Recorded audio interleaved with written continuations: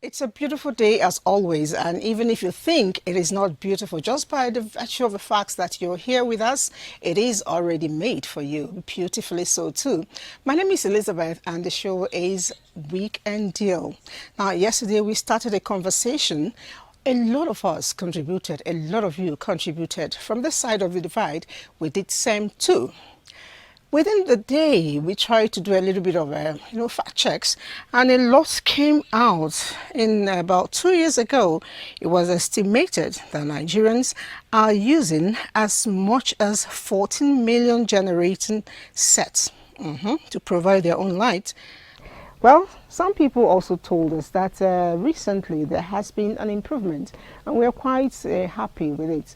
We also believe that it will be sustained, not just sustained, it will also improve even further. But to get that improvement, we need to understand ways that we can contribute to, grow the energy further. But then, being able to contribute also means being able to understand the challenge. Today, better to put us in the right background. We'll join again Francis Ogbe to find out the challenges and overview. Once upon a time in Nigeria, whenever there will be power outage, rest assured the public will be notified of areas to be affected and at what time. But today, while some Nigerians cannot boast of uninterrupted power supply for 1 week, others acknowledge the fact that there has been an improvement in power supply in some areas across the country. Power engineering is no rocket science, in that a lot of nations have done a lot and achieved results. Ours is a case of initially misplaced priority.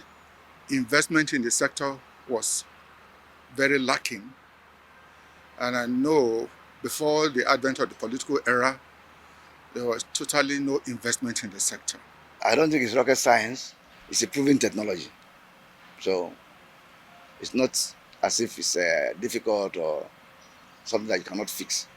But we just could not do that because the country appears to be unserious in the way it handles issues of power. When the Obasanjo government can spend around 16 trillion, of course, somebody will see it's big money. But if you go to other countries and see what is spent to achieve what they want to achieve, it's more than that. So we need to spend the money. The difference is that are we spending it in right form? That is just what we would say.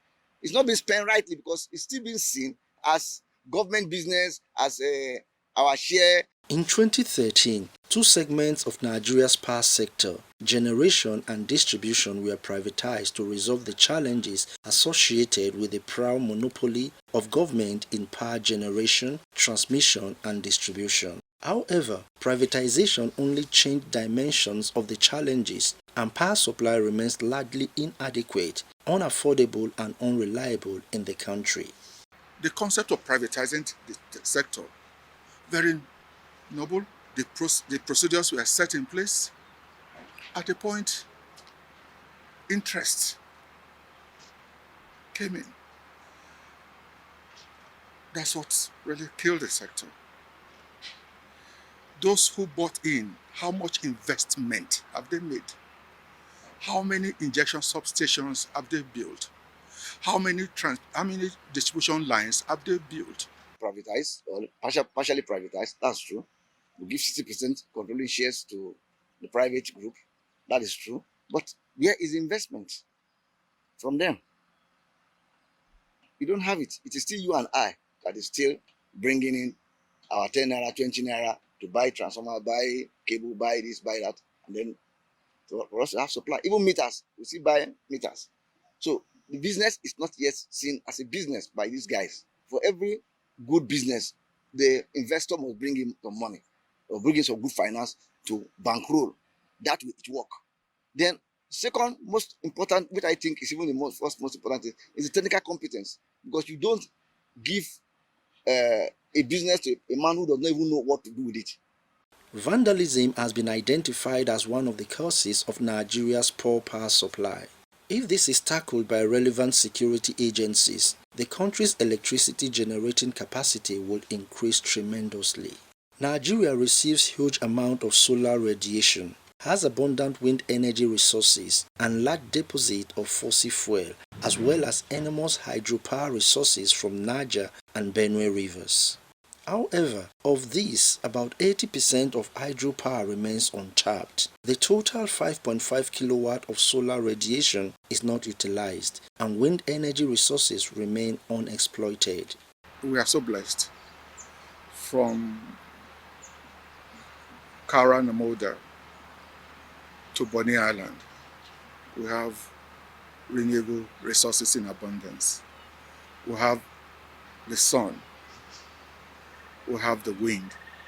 We still require investment and the sector to be properly monitored, regulated, and you have so many people coming there now, briefcase investors, people who do not know their left from right,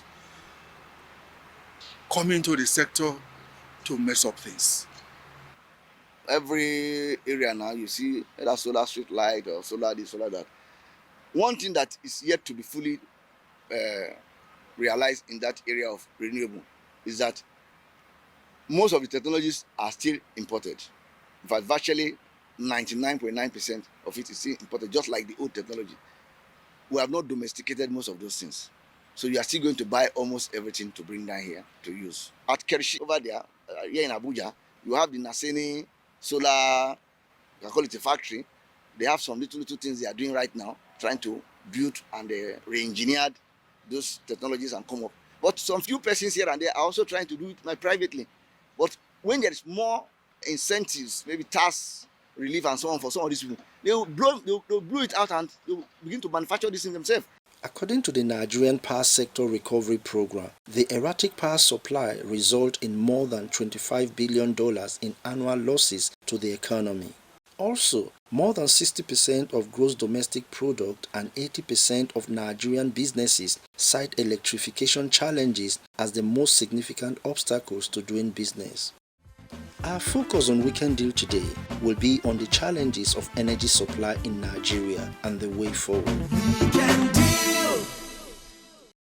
Thank you, Francis. Now, a lot of times we want to empower ourselves, but certain shortcomings affect us. I don't know if you're one of such people, but NTA Abuja took time to find out the impact of limited power supply on businesses within Abuja. This is one of the designated production areas for different businesses to promote sustainable local development with the provision of high level of goods and services.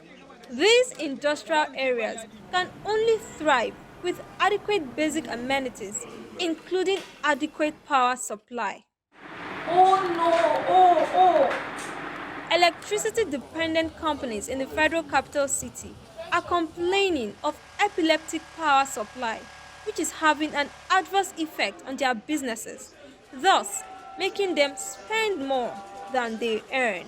The effect of power supply, epileptic power supply to our industry here is really bringing down our businesses, because the cost of buying diesel to run our generators are higher than what we expect, because by the time we put in the cost of powering our equipment into the cost of production, the prices skyrocket and the customers are usually complaining.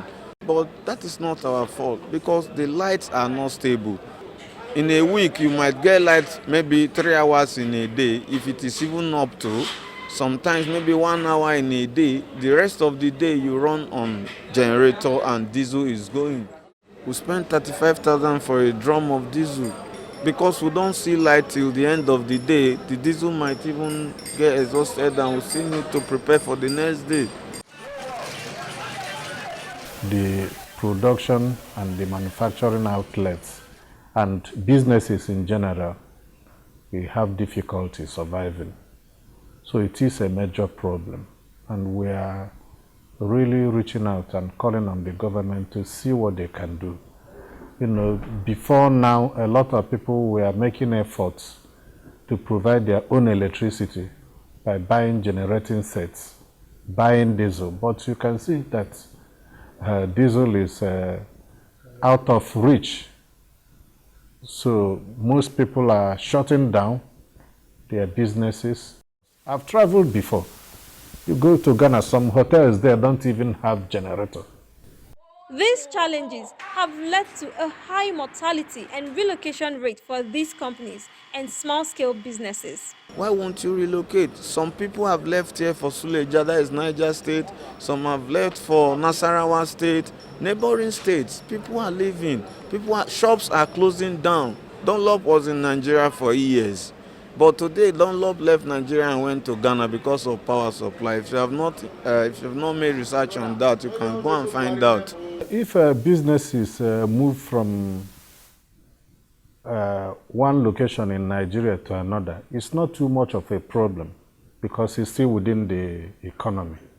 The one that gives us a lot of concern is businesses moving out of Nigeria to surrounding neighboring countries like Ghana, Cote d'Ivoire, and the rest. We can only ask for and are entitled to the best. All right, Oyo State is our next stop. Abuja has just shared the experience, and we'll move to Oyo State, get to find out. I know there's this particular project that, even though it's at the moment prototype, it's intended to supply lights hooking onto some grid to a large area of the state, and that's a big relief, really. And I know that Oyo, there's a lot of industries there, but let's see this feature together. Nigeria has 23 power generating plants connected to the national grid with capacity to generate 11,165.4 megawatts of electricity. Despite this figure, epileptic power supply still persists. The epileptic condition of the electricity sector in Nigeria is one of the things that is disturbing the growth that we should be having in the country. We have so much potential. That's a word that a lot of people use when describing Nigeria. However, the electricity situation is one of the things that's holding us back. Due to this epileptic power supply, most institutions, individuals, and industries resorted to self-generation of power supply via generator and inverters, which do not only cause sound pollution, but extremely expensive. We have a lot of jobless people in the community that at the end of the day, when you trace it, why they lose their job or their business is because of this electricity. So as a leader, we are facing a lot of criminal activities that at the end of the day, when you look at it, you will see that it is because most of these people lose their business. They don't give us regular power supply. So, and once they are not giving us the power supply, it make me to make use of generator. So as another source of power supply. And petrol I'm using a day, it costs 1,500 naira for me to be able to meet up with the work I'm going to do daily. Hardly can you get light in 5 hours in a week. Now, if you have 5 hours in a week, then you are lucky. You have to give kudos to them. But now, nothing at all, nothing. I have not been wearing clothes with that we use iron to iron for the past 6 months now, because there is no way I can iron my clothes. To tackle this challenge of epileptic power supply in Oyo State, the state government is making effort in generating her own energy transmission and distribution by embarking on construction of 8.27 billion naira Independent Power Project (IPP). What is the state of the project, and will it solve the energy needs of Oyo State? The benefits are far-reaching. We have about 12 public healthcare facilities that are going on the IPP. We also have a range of selected schools that are going on the IPP. Equally, public lighting, the Light Up Oyo project. The necessary plans have been put in place, and the expectation is that by the end of the year, the project would already be reaping the benefits of the project. What are the challenges facing the states generating their own energy? I believe this will empower states to be more actively involved in the welfare of the residents of a particular state as it concerns the electricity sector.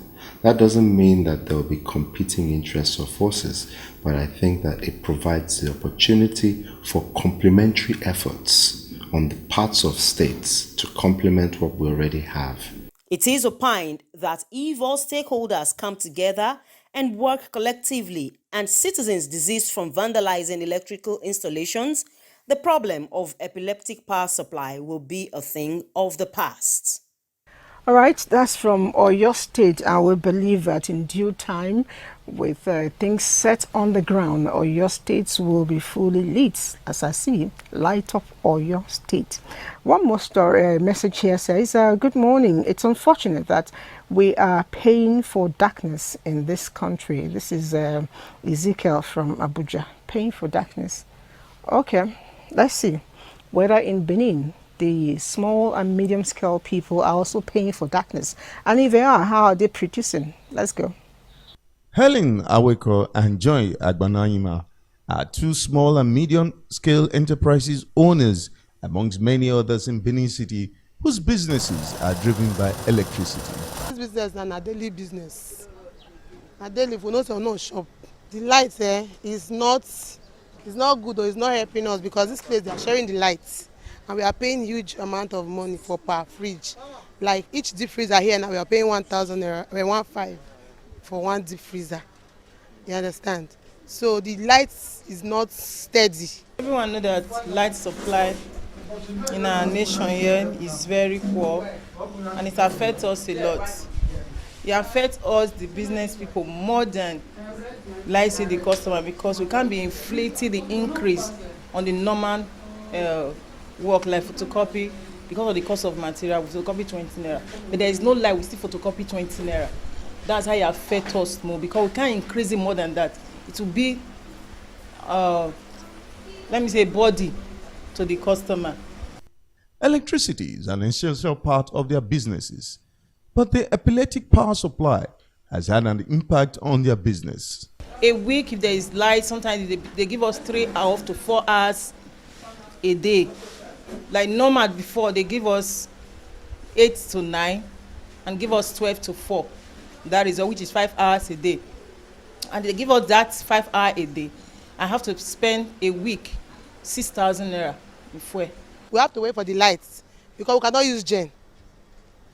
We cannot use gen here. We can't use gen. It's not going to, as in, how much fuel are you going to buy?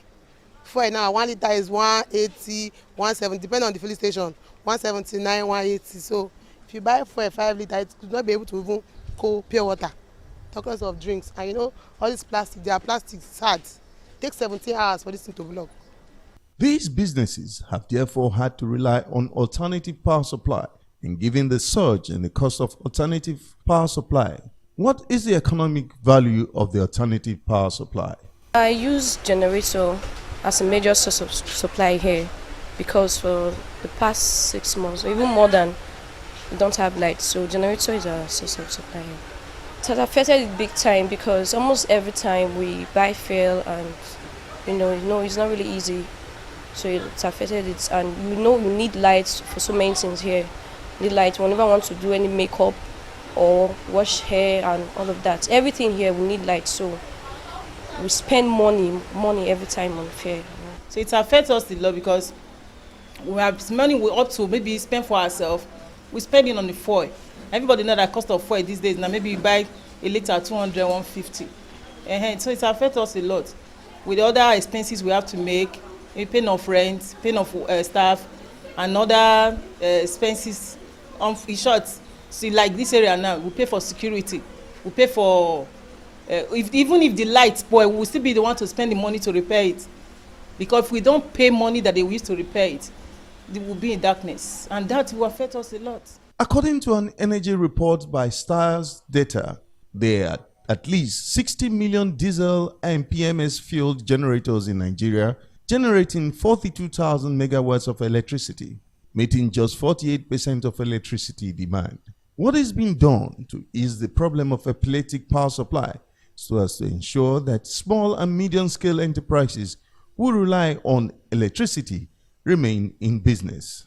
As a state, we have collaborated with Usiomo Power to ensure that they are able to generate certain amounts of power, and a certain percentage of that has been delivered to small and medium scale enterprise clusters because of the fact that the IPP generation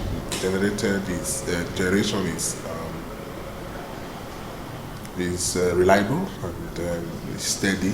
So the small and medium scale enterprises are comfortable, and they are growing, with the availability of electricity. With more efforts by all stakeholders, small and medium enterprises will have enough electricity to ensure better profitability in business.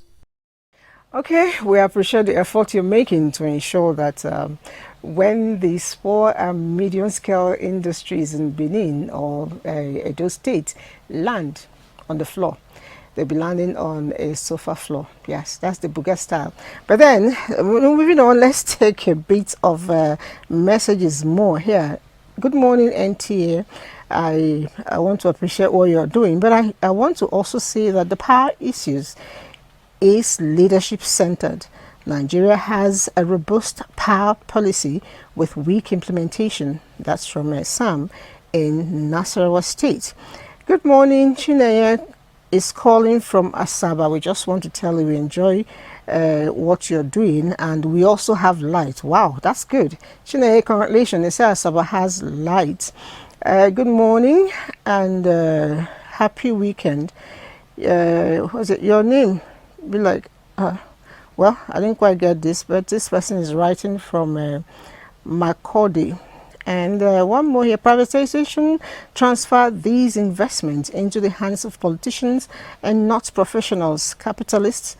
Nothing is going to happen until right pegs are put in the right holes. No magic, please. This is from Fatai Adekunle in Jos. Yesterday, my guest tried to express what that meant. He said a lot of people pulled out, but then Nigerians who are quite patriotic stood in and said we must get it right. Why is it that the house metering is being selective? Even I can't answer that question, because the AEDC man yesterday still says it's a mystery. Well, I don't know how we are going to go about it, but I know that a lot of countries are moving from small scale to real big time, from fuel to electricity cars and all of that. Nigeria is also, in the lineup to get that done. The Director General of the National Automotive Design and Development Council, that's Aliyu, spoke with Telma within the week, and she brought this report. That's it. It will interest Nigerians at home and abroad to know the impact that the National Automotive Design and Development Council has made on Nigeria since you took over affairs of the council. Yes, well, the primary form of mode of transportation in Nigeria is by road, done with cars, SUVs, buses, trucks, moving people and goods from one place to the other. And historically, we have had quite a number of vehicles being imported from outside Nigeria into the country. And we all know how detrimental that is to the transportation sector, to health and safety, and even financially. So the efforts of the NADDC over the years, in which has been expedited exponentially in the last couple of years, is to focus more on producing vehicles within the borders of the country. Through the implementation of the NAIDP, the National Automotive Industry Development Plan, the NADDC has spearheaded convincing both local and international companies to invest quite a bit of money into the Nigerian sector. In fact, over 500 billion naira has been invested by credible companies in a number of states across Nigeria that have set up factories and assembly plants producing many different types of makes and configurations of vehicles. These companies have a combined production capacity of over 400,000 vehicles per year. This has really, like I said, exponentially increased the number of vehicles and the capacity within the country. So a lot has happened. These companies are producing vehicles that are world class. Are Nigerians purchasing and using those cars as we speak? Nigerians are purchasing vehicles built in Nigeria, but we need more Nigerians to buy these vehicles.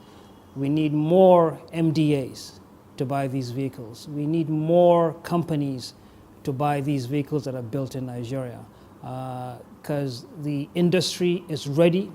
They have been producing, and they can meet the capacity for new vehicles if given the necessary support from the Nigerian market. It will interest Nigerians to also know about the feedback mechanism, because when one is working assiduously, it is good to know how it is impacting the lives of those you're working for, because all what you do is to make the lives of Nigerians better. What do they say? Yes, for example, when we started to promote electric vehicles, the feedback was really strong in terms of no, this isn't going to work at a number of levels. So we said, okay, yes, and the primary thing was lack of electricity or sustainable electricity nationwide. So we said, okay, we have that challenge. We know that a lot of work is being done to remedy that solution, but at the same time, there is another avenue that can be tapped, renewable energy.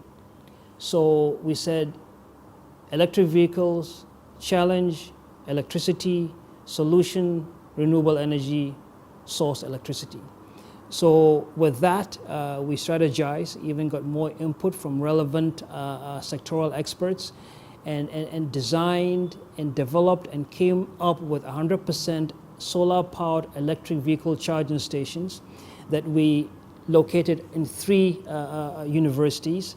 We could have situated them anywhere, but we said, let us put these pilot projects in universities, because we said, okay, this is the solution now.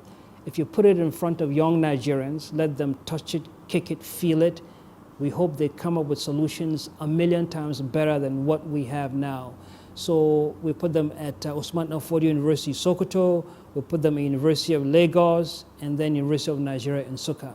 So as we speak, young Nigerians are exposed to this new technology, and I'm sure they're running the gears in their brains coming up. How well situated or how knowledgeable are they to really to tell you about these vehicles in terms of coordination, in terms of feedback, in terms of knowledge? Yes, we put teams together, and the teams at each university are made up of our staff, staff of the university, and then we also get input from the manufacturers of the vehicles. Each one of these universities has an energy research center. So there's already a platform upon which this type of advanced work can be built on. So we're gathering daily data from the usage of these vehicles and the usage and performance of these charging stations, collating it. We get monthly reports, and then we hope that in about 12 months we do an analysis of the performance of the systems and the vehicles, which will be fed back to us to see how we can improve those solar charging stations, and then fed back to the manufacturers to see how their vehicles are fed, and then also being an open source research be available for any researcher or scientist or developer that wants to understand how best to develop e-mobility for Nigeria and Africa. Oh, you said the vehicles are already being purchased and used in Nigeria. What is the feedback from the buyers? Electric vehicles sound like science fiction. They are science fiction, but yet they are real. These vehicles are actually better for Nigeria and Africans. Why do I say that? In a typical petrol-powered vehicle, you have pistons, rings, spark plugs, belts, and filters, all these many very different parts and spare parts that can go wrong. In an electric vehicle, it doesn't have all of that. No pistons, no rings, no oil change, very few things that can go wrong. In a piston engine, the pistons go up and down as you burn the fuel. Up and down, it moves the crankshaft, and the whole the engine moves. With an electric motor, an electric vehicle, the direction is all one direction. The movement is all circular in one direction. So there's very, very less vibration. The engine keeps on going. It could go on for 1 million miles without much problems. So Nigerians, as we know, don't have that maintenance culture. So an electric vehicle can take all that abuse and keep on going. So we believe these are just some of the reasons why we need to adopt. It's a more advanced technology, and yet it is simpler and more applicable for Nigeria and Africa. These electric vehicles, they sound exciting. And we really can't wait, because for the most part, many Nigerians look forward to this because we heard about it. It's been happening overseas for many years. How affordable will it be for many Nigerians? For pound, an electric vehicle will cost more than a petrol-powered vehicle because it's new technology. But when you talk of the total cost of ownership over the lifetime of the vehicle, you'll be spending less, because now you're not taking the vehicle in every month for service, you're not buying fuel, you're not changing spark plugs, you're not changing belts and all that. So over the lifetime of the vehicle, an electric vehicle is cheaper than a petrol-powered cousin. Yes, it costs more at the beginning, but as the technology develops exponentially, the price of these vehicles will drop. There are vehicles as we speak that are tremendously expensive that are electric. There are those that are averagely priced, and there are those that are even cheaper than petrol-powered vehicles. So the way the technology is headed is a brand new era, very exciting, and it's going to be economically more viable to own an electric vehicle than a petrol-powered version of it. Nigeria has relied on oil as a major source of revenue generation for many years. And now with the electric vehicles coming, we do know that many of our cars will not need to buy PMS anymore. How will that impact on our economy? We are some of the most blessed people in the world. Nigerians are. Yes, we have challenges, but this is one country that is truly blessed. When the world needed crude oil, we had it, a lot of it. Now the world is headed towards vehicle electrification and renewable energy. And you all know we have a lot of renewable energy, a lot of sunlight and others that we can leverage. In between the two, there's what we call a transition fuel that the world is also crazy about. A transition fuel that is much, much cleaner than burning fossil fuel, that is also more cost effective, gas. They say that actually Nigeria has more gas than it has crude oil. So now that we're transitioning from petrol to 100% clean, the world is using gas, and we have it. Nigeria can really leverage on this huge resource, I believe, not just to power vehicles, but to power the economy, and even provide the energy that could be translated into electricity for electric vehicles. So, and then the crude oil itself, is the source for petrochemicals, plastics, composites. So the world may reduce burning fossil fuel, but petrochemicals will continue to be an even more important integral part of products. Cars now have increasingly more plastics and composites in them, and probably less steel. So Nigeria's crude oil will still be relevant on a global scale. We may not sell it to be burnt. We'll now sell it to be processed into materials that go into products worldwide. Thank you. We learn every day, and I believe that in good time, hopefully not too far from now, we will be all driving the electricity-powered car, because the way he's describing it, it's also so cool to drive. I made you a promise, and I'm about to live up to that promise, and that is to help understand the metering process. And of course, Dio trying to also add an aspect of it to it. She says bridging the metering gap within Nigeria. And of course, her case study is Abuja. Let's join her. By November 1, 2022, Nigeria's electricity privatization will clock 9 years.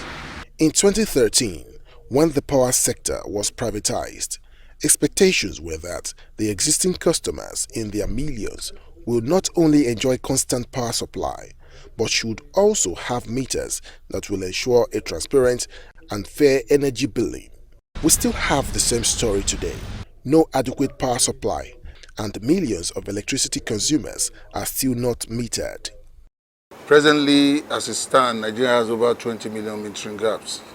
Nigeria Legislative Commission put up some different policies in the metering plan on how to meter the customer. One of it is the Meter Access Provider Program, which the customers are using to obtain meter. Because of the volume of this meter, that's why I look at it is Nigeria having problem. But the government is starting, based on what NEC has said, a new second level of the national mass metering. That's cover up of about 4 million meters.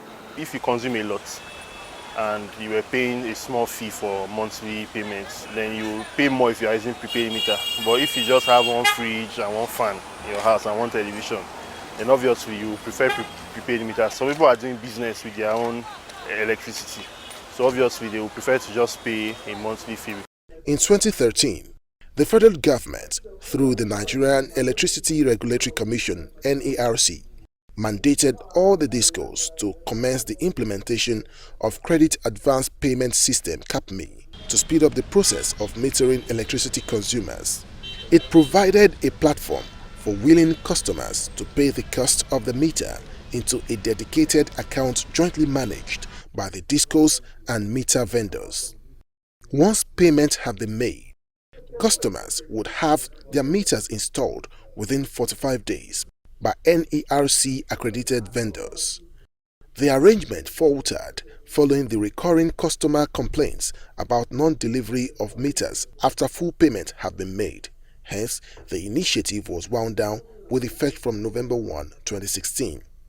DISCOs are not selling meter. What people are doing is what they call meter asset provider. They allow customers to pay for the meter, and the DISCO will refund it back to them in form of credit. They are not actually selling the meter. Once customers pay for the meter, DISCO are supposed to refund them that cost of the meter in form of a credit. In April 2018, CAPME was modified with the NERC regulation that introduced Meter Access Providers MAP. The regulation provides for third-party financing of meters under the permits issued by NERC and amortization over a period of 10 years. Under this scheme, customers are expected to be metered within 10 days once the payment is made. This regulation is not closing the metering gap at the desired rate because customers will still have to finance the procurement of meters in advance. In the past, it was easy, but now there's always that competition. Since they are saying everybody should go and get it, there's always a crowd. And when there's a crowd, a lot of corners being cut. People might even tell you that there's no meter, and you have to pay some extra money before you can get a meter because there's so many people trying to get it. It's not as if it's not there, it's there. As an alternative and to remove the setback of customers financing the acquisition of meters, federal government later introduced the National Mass Metering Programme, NMMP, financed by a credit facility of 120 billion naira to the discos. Despite all the interventions by the federal government, the metering gap is still huge, and it is the customers that are bearing the brunt with not so accurate estimated bills. The future is like is that the government is investing a lot of, we have about 45 meter manufacturers now. A lot of people are investing in the metering.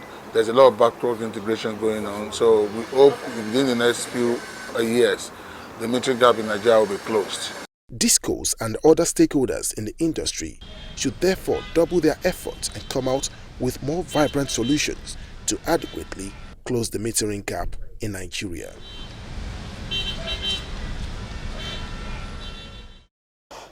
All right, discos are being called out somehow on my page here.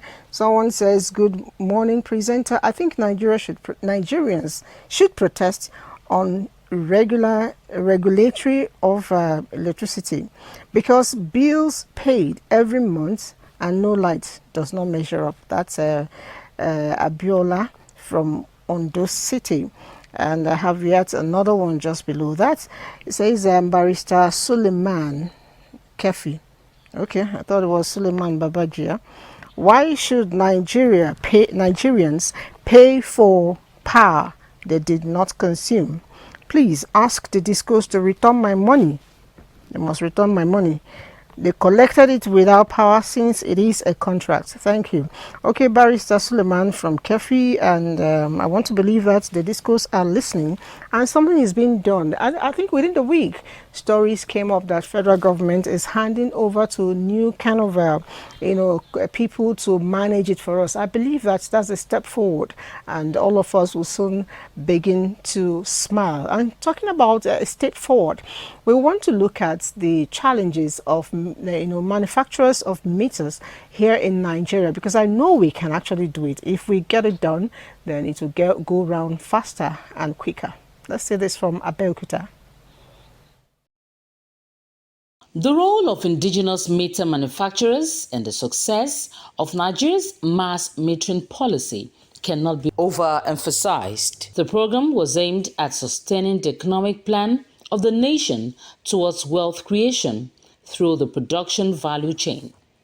Reports have it that since the program was launched in October 2020, indigenous manufacturers have not been able to produce en masse for distribution to electricity consumers.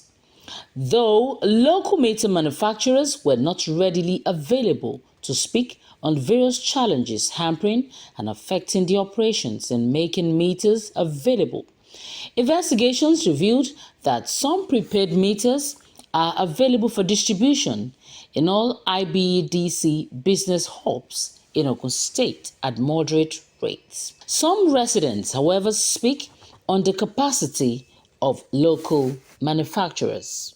Except if the government, comes to their rescue, by assisting them, providing all the necessary things they need. They provide them with money and all other things. As it is now, we're having less than 3 manufacturers of these meters for the GENCOs. And the 3 manufacturers we are having, they don't have capacity. They even imported some of them and assemble in Nigeria. What they do every time is that they source money to be able to produce locally. It's a good idea that they are encouraging local manufacturers, but I don't know whether they have a very good environment to actually produce. Are we even sure that it won't be too costly? Now diesel is almost 1,000. So many things are there for manufacturers, not only meter manufacturers alone. Manufacturers generally in Nigeria are not finding it funny. Meanwhile, as good and well-intended the policy appears, the disbursement of 40 billion naira by the CBN and the support of $750 million by the World Bank would have improved the capacity of indigenous producers if the right approach was used in the disbursement. More so, efforts to get the reaction of the Nigerian Electricity Regulatory Commission of Abuja office on the policy was not successful. So are we sure the funds that are meant for local manufacturers actually go to them? So that is the issue. You know, they have politicized everything in the country. So by the end of the day, you discover that even those who are not manufacturers will be those that will benefit from the thing. So that's the problem we have. If the government can put something in place to do proper monitoring of the OT, it is not the issue of probably talking about programs. Implementation, matters a lot. Residents maintained that if the gap in the mass metering policy of government would ever be breached and other objectives achieved, certain things must be done. The policy makers will ensure that they protect the local manufacturers by minimizing, if not totally eliminating, importation of the same products. If you say you want to encourage the local manufacturers, the ones they've manufactured, have they been fully bought? If they are not selling, you don't expect them to continue to. So if they make the environment, the policy favorable to local producers, I'm very sure they want to do. Until the federal government is trying to give them a lifeline, a capitalization for them to be able to produce a MERS so that they can meter every household and they will give you the correct metering of the energy used by household. If this is not done, you can see that they've disbanded 5 boards of 5 discos because there's no money for them. So they are hoeing. And don't forget, we don't even have more than 5,000 megawatts being distributed. Until then, the success of the policy might continue to be a mirage. Much as we are producing, I found out something. Every day we wake up, different people have different motives. Some are going out to, conquer, put in positive efforts. There are some others who go out to spoil. Who are these categories of people in terms of energy? Those energy criminals, energy theft. I mentioned them earlier, and let's see what they look like. And the Lagos Network Center did a report on this.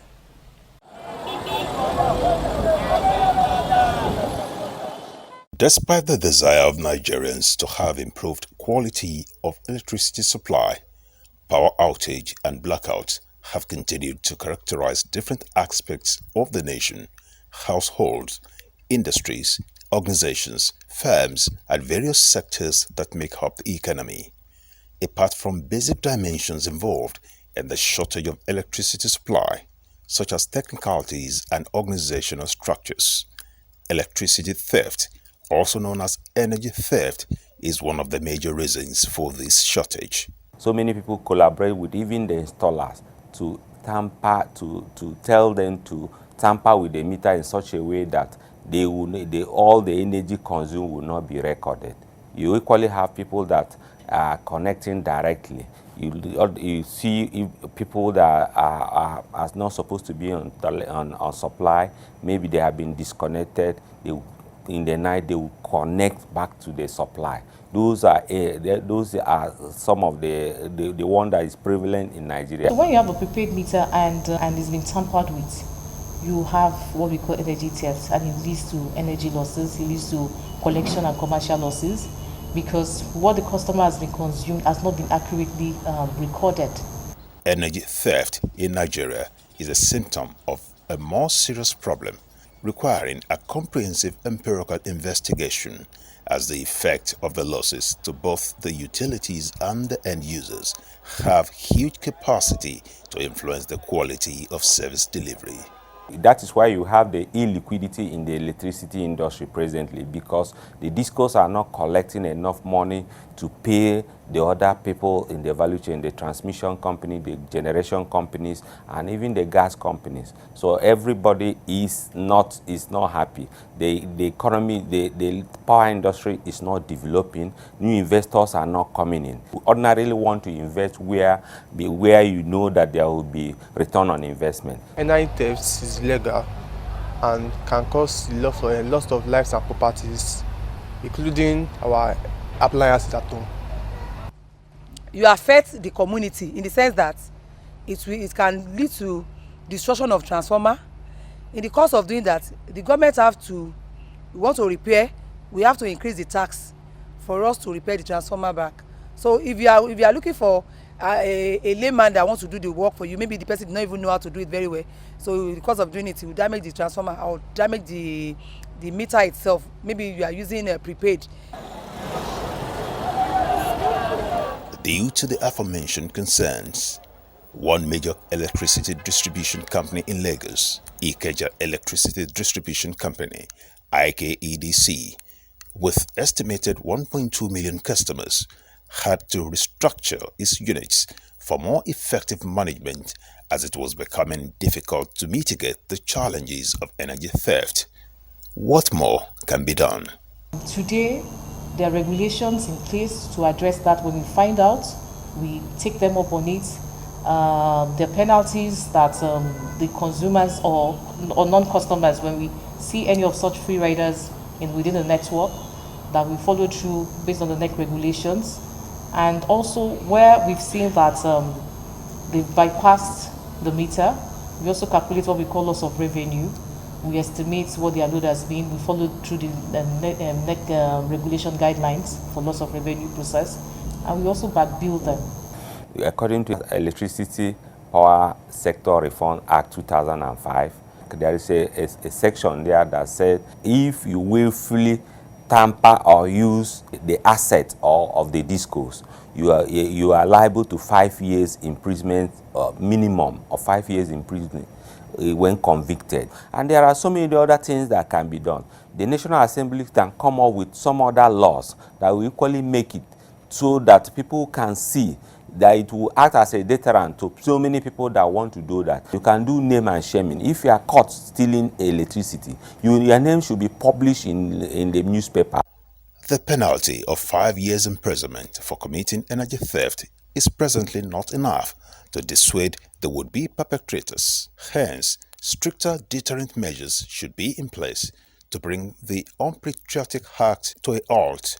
Hopefully, this would encourage the citizens to cooperate more with the electricity distribution companies by paying their electricity bill regularly, as they get value for power supply services rendered.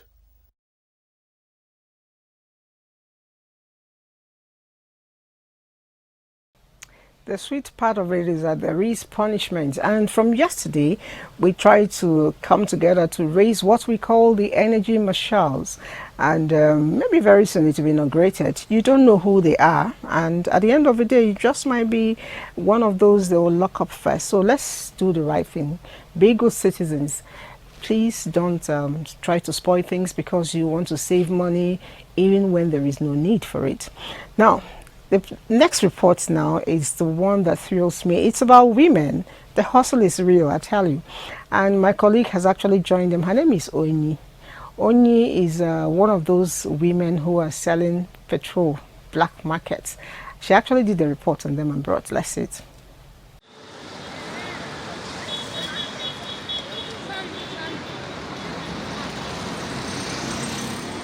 Electricity is a vital need of everyone in Nigeria.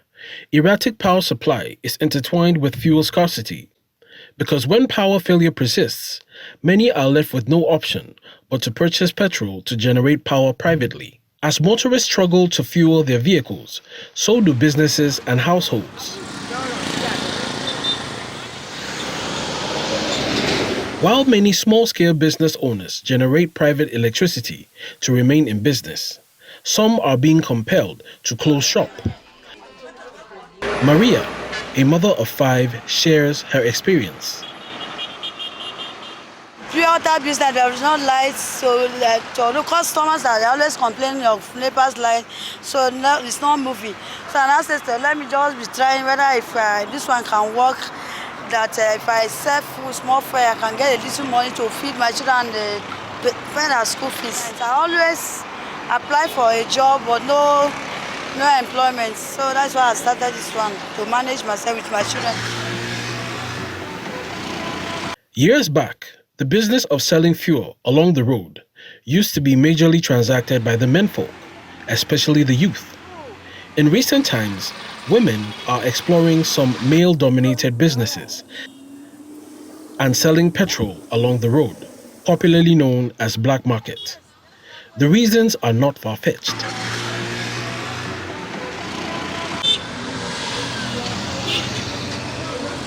The man business don't turn to women business this time around.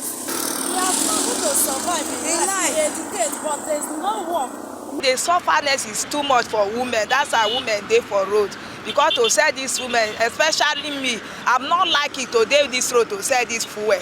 To run up and down, to park, now risky.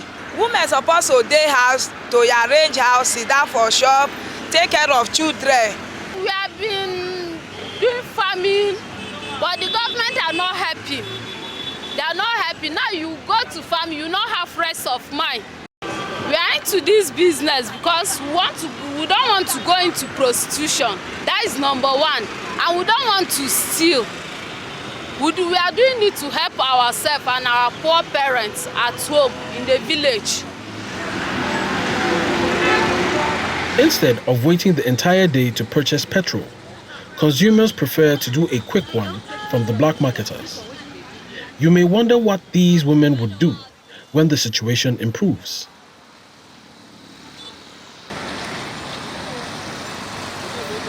NEPA, they will talk to them for us so that NEPA will be giving us light, so that we don't have problem about light issue. Yes, normal business as well. We'll be selling the pure water cold drink so that people will buy and customers will come by the grace of God. At least because this one has to stay inside the sun and not enjoying the sun. If I have the money now, I will leave this road, go and do my business of my mind.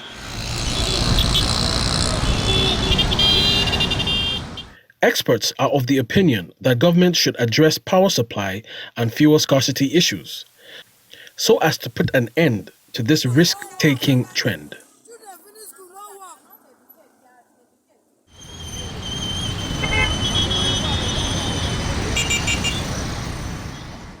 Okay, that signal tells you that I'm about to pack my bag and go. But just before I do that, I'd like to remind all of us that all we have been doing this weekend is, looking at our challenges. I want us to ensure that we get it through our heads that is not government problem. It is all of our problem.